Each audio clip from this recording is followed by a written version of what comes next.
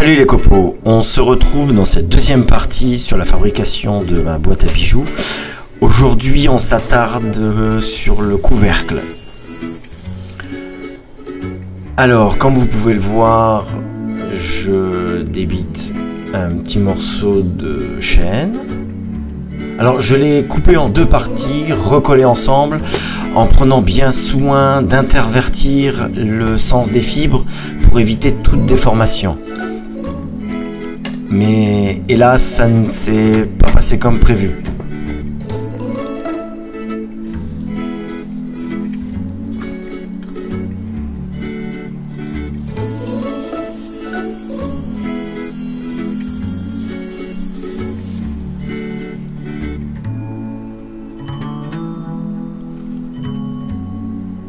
Ensuite, on recolle sur chaque coin une bande de méranti. Je trouvais esthétiquement que ça ferait plus joli. Alors encore une fois, je prends bien soin que les fibres du bois soient dans le même sens que les fibres du chêne qui est à l'intérieur. Un petit coup de colle, un petit coup de scotch pour tout maintenir.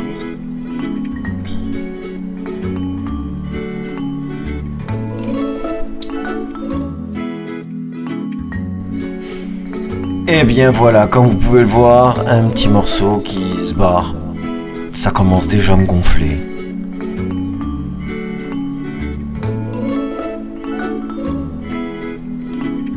Et je tartine généreusement de la colle. À voir les images, j'ai l'impression que je la paye pas moi la colle. Re-scotch. Pour remaintenir.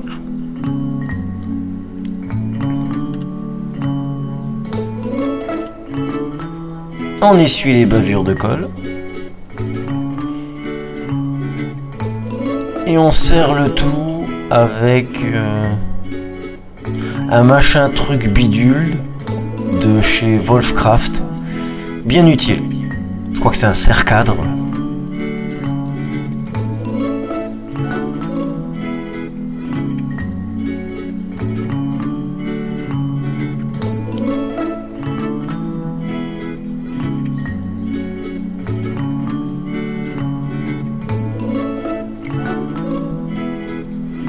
Alors pour être plus sûr, je vais renforcer le tout avec quelques petits serre-joints.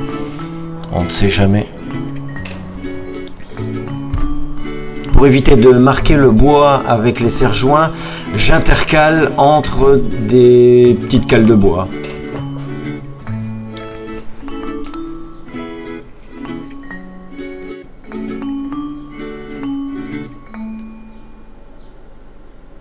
Alors pas évident de trouver la place entre le mécanisme du serre-cadre et mes serre-joints, mais on y arrive.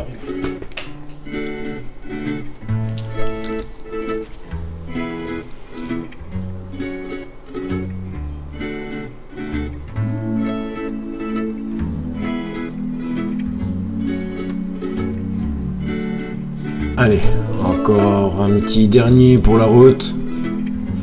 Et là, comme vous pouvez le voir, le boulet, il a oublié de mettre des protections pour éviter de marquer le bois.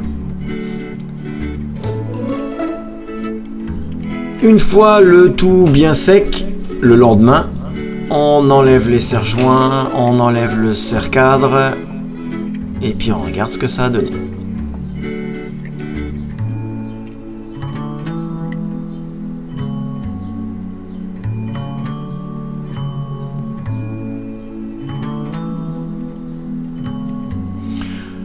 J'utilise mes ciseaux à bois pour enlever le reste de scotch qui a pu prendre avec la colle.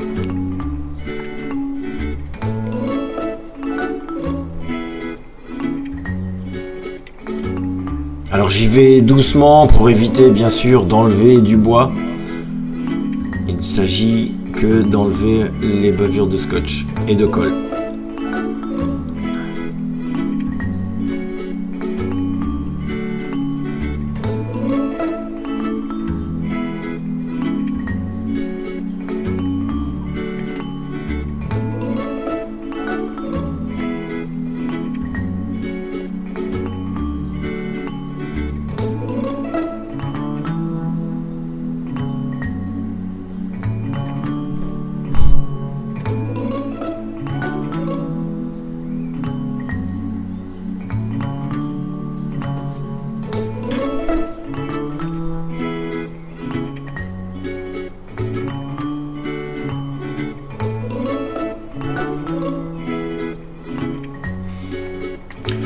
Donc voilà, on fait un petit test en présentant les deux parties ensemble.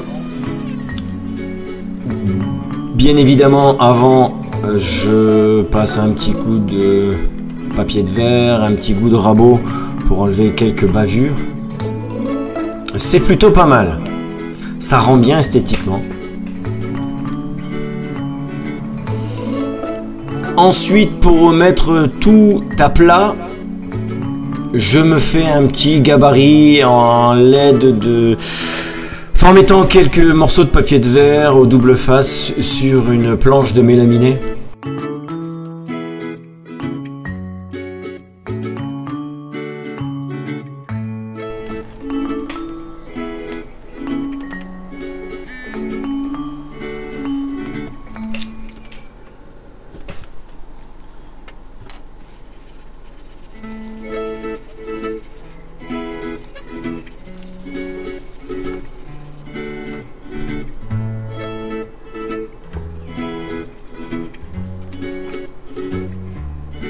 C'est plutôt pas mal, hein. J'ai pas grand chose à enlever.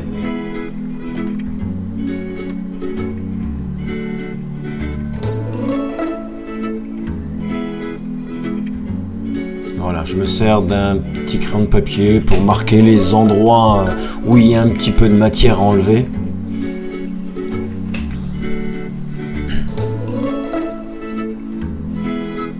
Ce système est bien pratique.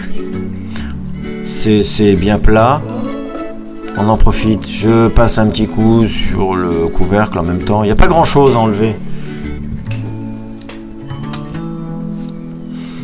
Ensuite, comme charnière, j'ai en premier temps l'intention d'utiliser la charnière piano que j'avais à ma disposition.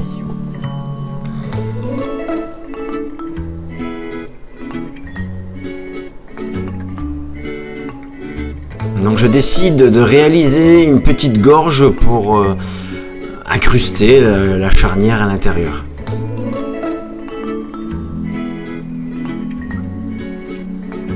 J'utilise une petite scie japonaise et pour m'aider, je prends ma petite équerre qui m'aide à rester bien droit.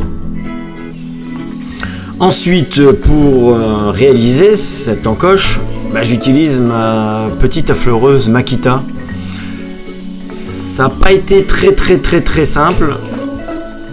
Je suis pas encore super adroit avec cette machine.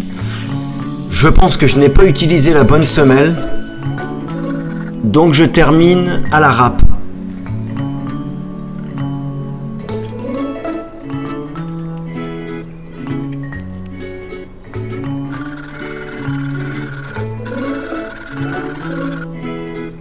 Un petit coup de ciseau à bois.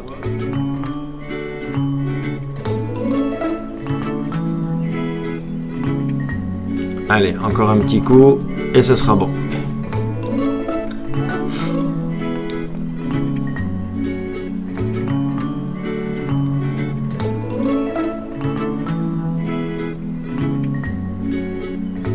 On va bien y arriver.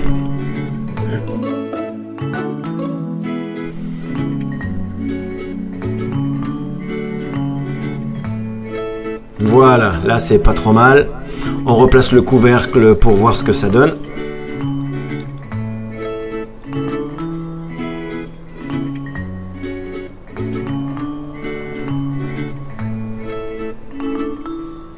On fait quelques avant-trous pour éviter de fendre le bois.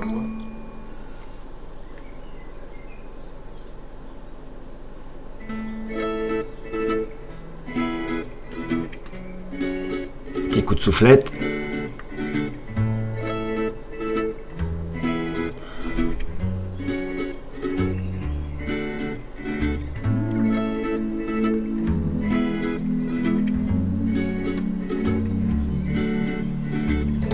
Esthétiquement, je trouve que ça rend pas mal le mélange entre le méranti et le chêne.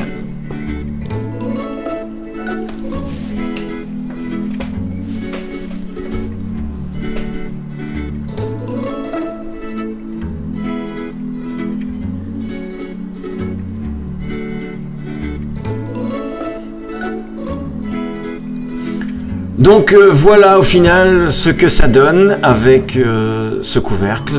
Vous pourrez vous apercevoir dans la troisième partie que tout ne s'est pas passé comme prévu. Dû à un problème d'humidité, j'ai dû m'y reprendre à plusieurs fois pour refaire le couvercle. Ce qui a généré de ma part énormément de jurons.